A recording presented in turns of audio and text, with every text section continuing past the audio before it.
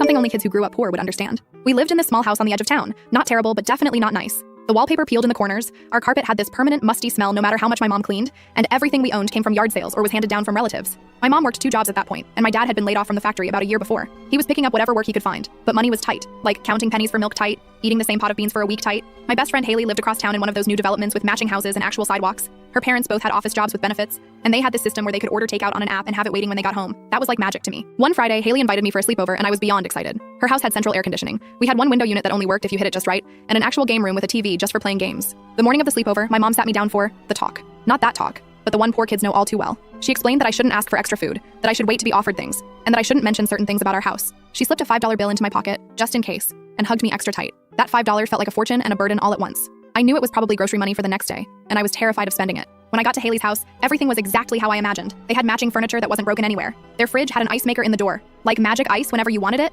and when you opened their pantry, OMG, it was like a small grocery store in there. Dinner was pizza. Not the $5 special from the place by the gas station, but from the good pizza place in town. And they ordered 3 different kinds because they couldn't decide. 3. And wings, and breadsticks, and nobody acted like this was special or a big deal. After dinner, Haley's mom asked if we wanted ice cream. I said no automatically. The reflex of a kid who knows treats are for special occasions only. Haley looked at me like I was crazy. "You don't want ice cream?" she asked, genuinely confused. Her mom just smiled and brought out a whole container of each flavor for us to choose from. Later that night, Haley and I were playing in her room. She had so many toys still in packages, just waiting to be opened. I was careful with everything, putting things back exactly how I found them. At one point, she just tossed a doll across the room when she was done with it.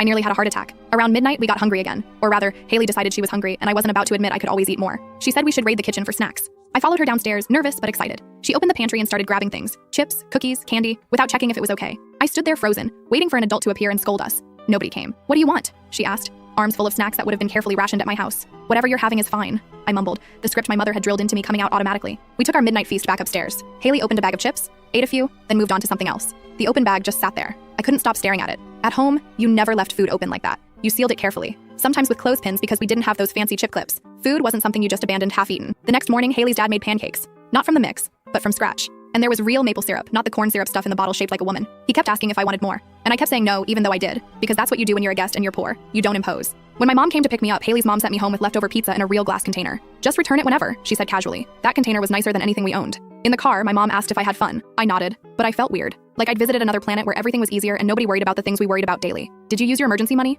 Mom asked quietly, and I handed her back the $5, still folded exactly as she'd given it to me. The relief on her face made my chest hurt. A week later, Haley came to my house. I was terrified. We spent days cleaning, rearranging furniture to hide the worst parts, and my mom made our cheapest meal, spaghetti with watered-down sauce, look fancy with parsley from our sad little garden. Halfway through the evening, we lost power. This happened a lot in our neighborhood, but I was mortified. My mom calmly lit candles and told a story about how this was like camping, making it seem fun instead of what it really was. Another bill paid late.